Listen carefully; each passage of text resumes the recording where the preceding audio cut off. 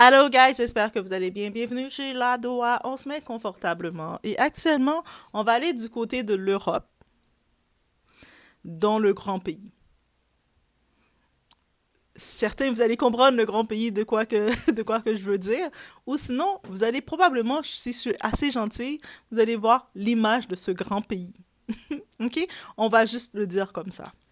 Il y a des dévoilations, des déclarations qui sont sorties, des documents des anciens qui sont venus exposer quelque chose en parlant de la religion. Je sais que la religion, c'est un sujet très, très, très, très délicat. Ici, on ne parle pas de votre foi. On croit toutes et c'est important de croire en quelque chose et d'avoir une croyance et je suis pour ça. On va parler de un système qui est exposé. Mais moi, je regarde ce système-là, j'ai pas été surprise quand j'ai vu ces images-là, parce que quand on regarde, on va dans l'histoire ancienne, on va dans la démographie de l'histoire ancienne, dans les lieux, l'apparence qui est présentée des personnes, des habitants, c'est complètement, ça fait du sens. Donc, on y va sans perdre d'instant. It's about everything, comme vous le savez chez Doha. It's about everything. Vous pouvez l'écrire là. Moi, c'est mon slogan. It's about everything. Parce que moi, je touche à tout, je parle de tout, je regarde de tout. C'est vraiment comme ça. Donc, on y va sans perdre d'instant.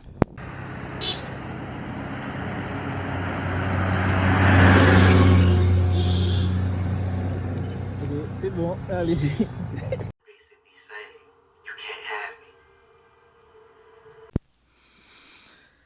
Donc, on a ici un certain, le président du grand pays, a justement, dans sa chaîne, c'est intéressant, c'est quand même un peu difficile, mais c'est possible des fois d'aller voir un peu qu'est-ce qui se passe de l'autre côté dans la communication.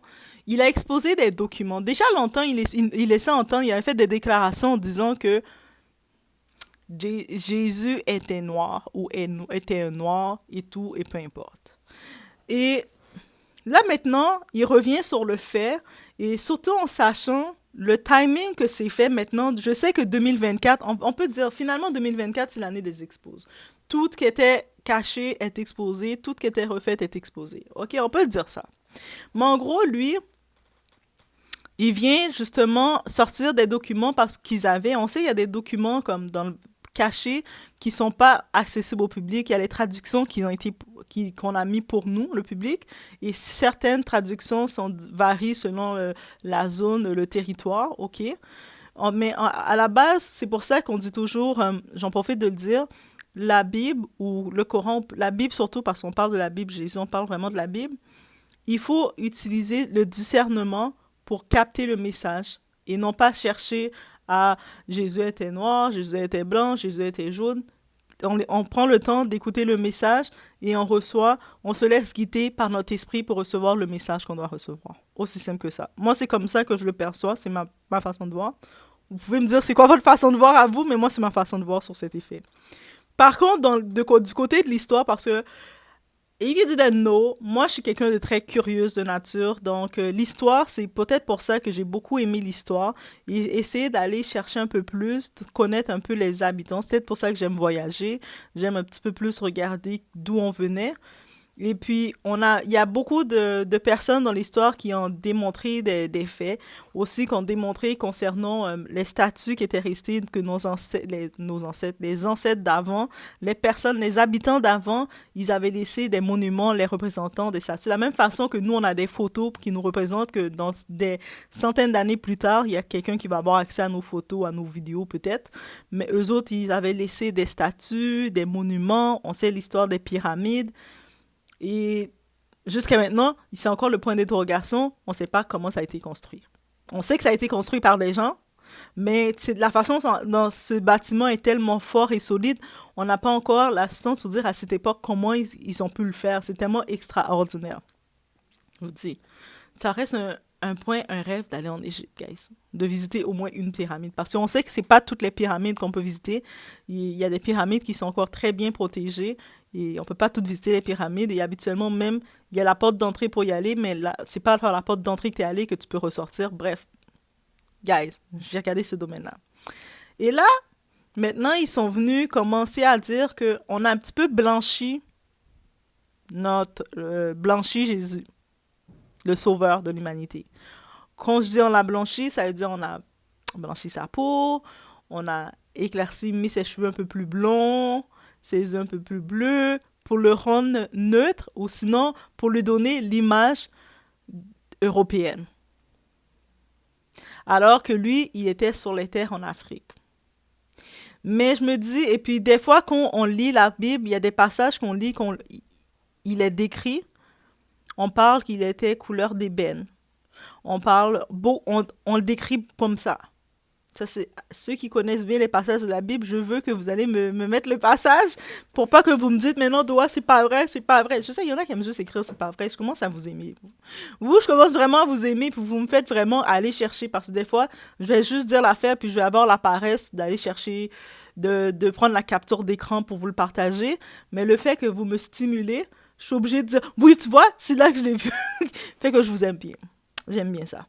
Donc, là maintenant, quand on regarde ça, il y a beaucoup de monde suite à ça qui ont fait beaucoup de liens sur l'endroit géographique que tous les événements ont eu lieu, sur les personnes dans cet endroit géographique.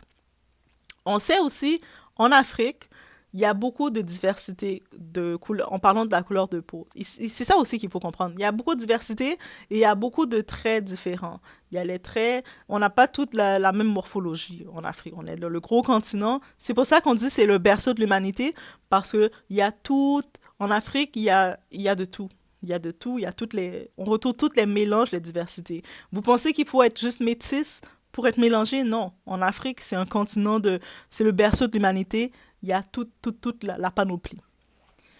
Donc, actuellement, là, ça commence à venir en compte à montrer l'image. Est-ce que c'est une façon de créer une contestation? Est-ce que c'est une façon de briser la croyance de cette religion?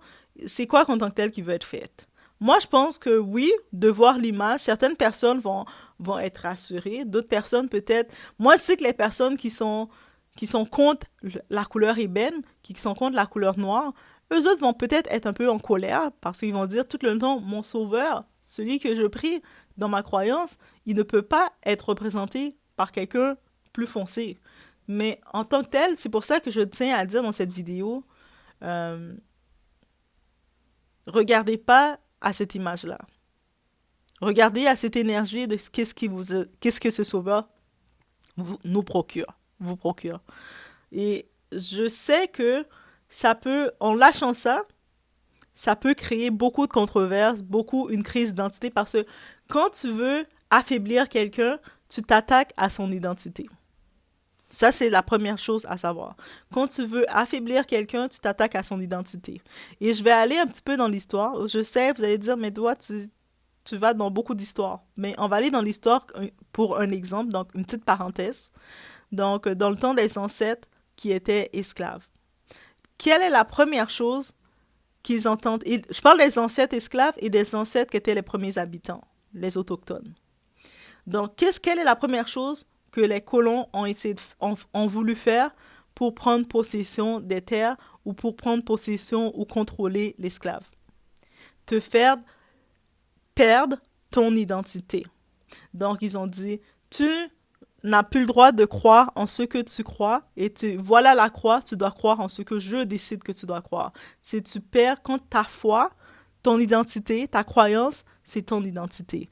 Donc, maintenant que quelqu'un vient et puis oui, il amène des documents pour dire, voici, finalement, toute votre vie, vous avez servi une façon, vous avez eu une image, mais ce que vous avez eu comme image, ce n'est pas ça. Vous êtes dans le mensonge. Retournez à votre source, à votre foi. Moi, c'est ce message-là seulement que je vais dire face à tout ça. Retournez à votre foi, retournez à votre identité, à votre force, et puis, peu importe l'image que ça devrait être, je pense pas que ça doit être un problème pour qui que vous êtes à avancer. C'est aussi simple que ça. Donc, je vois, et puis c'est pas la première fois où on parle les statues, le nez qui ont été brisés parce que ça représentait plus un nez négroïde. Ça a été brisé. C'est pas pour rien. Ça a été brisé. Il y a plein de faits comme ça qui sont venus, mais c'est pas pour rien. Mais au-delà de tout ça, je pense que on doit quand même, ça, c'est quand même, c'est pas une information qu'on doit négliger. Donc, on doit vraiment le prendre et le regarder et l'assimiler. On doit aussi identifier l'Afrique. Identifier de se dire que pourquoi toutes les connaissances, moi c'est la question que je me disais, pourquoi toutes les connaissances, les ressources de l'Afrique, c'est l'Europe qui doit nous le dire. C'est juste cette question-là, je vais m'arrêter à ça. Pourquoi toutes les connaissances et les richesses et tout ce qui concerne l'Afrique, c'est l'étranger, c'est ailleurs, c'est l'extérieur qui doit nous le dire, qui doit nous le déclarer. Ils sont venus, ils ont pris nos ressources, nos trucs, ils l'ont pris, ils l'ont amené. La seule chose, ils n'ont pas été capables de prendre les pyramides. Jusqu'à maintenant, ils n'ont pas toutes les permissions d'entrer dans toutes certaines pyramides parce qu'on sait les pyramides, c'était les sarcophages, c'était l'espace, la dernière maison des grandes royautés, des grandes personnes dans le pays, dans l'Égypte. Il y a certains de ces pyramides qui sont encore fermées et qui restent fermées. Et aussi, il y a le côté esprit. C'est pour ça que je dis toujours, les esprits, ça existe vraiment. Parce qu'il y a certaines pyramides qui s'ouvrent et qui se referment. Oui, allez voir ce documentaire-là. Je ne l'ai plus en tête, mais si quelqu'un l'a vu, mais j'ai vu, il y a ce documentaire-là qui parlait des pyramides. Et il y a certaines pyramides qui s'ouvrent et qui se ferment, mais selon l'énergie autour d'eux. Mais quand je dis qu'ils s'ouvrent, là, ils peuvent s'ouvrir sur toi, mais quand tu rentres, et puis tu peux plus ressortir. Ça, c'est un petit détail. Mais si la pyramide vient et s'ouvre vers toi, tu peux rentrer et puis explorer tout ce qu'il y a, mais elle décide qu'elle veut te garder parce qu'elle aime ton énergie, mais tu restes. Donc, ça, c'est aussi ça, un petit détail. OK? Mais bref, juste pour vous dire le tout, ça veut dire que oui, moi, je dis qu'on peut recevoir plusieurs types d'informations et comprendre que, essayer de comprendre tout ce qui se passait avant notre naissance, avant nous, mais bien, bien, bien avant nous. Et aussi, on peut comprendre que le côté de la manipulation, et puis je pense que c'est la meilleure chose qu'on peut comprendre de tout ça. Le côté de la manipulation, comment c'est fort. Tu sais, la personne qui a le pouvoir ou qui écrit, qui compose l'histoire, c'est elle qui peut manipuler l'histoire à sa façon et mettre les choses qu'elle veut à sa façon. Guys, did you understand that? Ça veut dire que la personne qui écrit l'histoire, ça veut pas dire que c'est la vérité. Elle écrit son histoire. Elle écrit sa perception et le fait qu'elle a le pouvoir ou elle est sur son terrain, elle va le partager à sa façon. Maintenant, j'aimerais ça, ceux qui me suivent sur ma chaîne ou ceux qui approchent sur ma chaîne, je sais que vous avez des connaissances aussi, je vous lis, j'aime trop, quand vous m'écrivez les belles tests, tout ça, j'aime trop. Ceux qui ont maintenant des histoires qui ont été, ou des documents, des quoi que ce soit, qui ont été conçus directement en Afrique, dans les terres d'Afrique, que ce soit l'Afrique du Nord, l'Afrique du Sud, l'Afrique de l'Ouest, peu importe où, qui a été conçu dans le berceau et qui viennent avec des histoires, je voudrais les lire, les analyser, regarder le documentaire. Donc, si vous avez ces références-là, n'hésitez pas dans les commentaires de le partager. On est aussi une chaîne de partage de l'information et partage des idées, même si on n'a pas besoin d'être d'accord, guys. C'est ça la beauté des choses. On n'a pas toujours besoin d'être d'accord, mais on peut se garder une certaine gêne d'être dans le respect et d'accepter la perception de chacun. Et si vous avez des faits, parce que si c'est pour trouver des faits, je vais trouver des faits d'un peu partout. Mais comme des faits directement de l'Afrique, j'aimerais aussi en avoir un peu plus.